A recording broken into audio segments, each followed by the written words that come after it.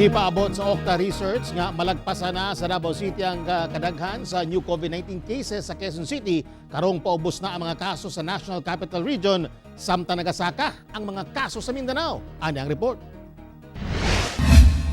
Matud sa Okta Research Monitoring Report, gikan May 31 to June 6, 2021, ikaduha na ang Davao City sa dunay pinakadaghan og new COVID-19 cases sa nasud nga anaa sa 206 ug mitala kini og 54% growth rate.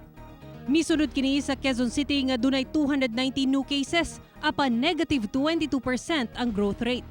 Busa sigon sa ahensya, posibleng una ang sunod semana, lagpasan na sa Davao City ang Quezon City sa dunay pinakadaghan og new COVID-19 cases. Gani kagahapon, ana-ana sa 2,460 ang active cases sa Davao City nga dunay 18,288 total cases. Matud ni Davao City Mayor Sara Duterte, gipaabot na kuno kini maong sagunson ang ilang lakang aron mapaubos sa mga kaso sa syudad. Kini labi pa nga gikabalak ang dunay COVID-19 variant nga nakasulod sa syudad. Dili na siya layo nga mahitabo na siya na situation because of our surge. It's still the same. Ang action plan, basta unsang klase ang variant sa coronavirus, it's still testing, tracing, and isolation and quarantining, and all the others na mga regulations and guidelines na gina-issue.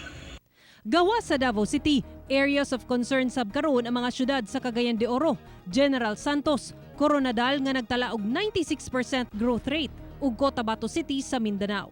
Samtang taas ang healthcare utilization rate sa Misamis Oriental. Samtang 5 ka probinsya sa Mindanao ang nasulod sa top 20 provinces nga nakitaan og taas nga daily COVID-19 cases. Kini mao ang Davao del Sur, Misamis Oriental, South Cotabato, Zamboanga del Sur ug Bukidnon kung asa dili moubos sa 100 ang daily cases. Ako si Sara Hilomen Velasco para sa One Mindanao.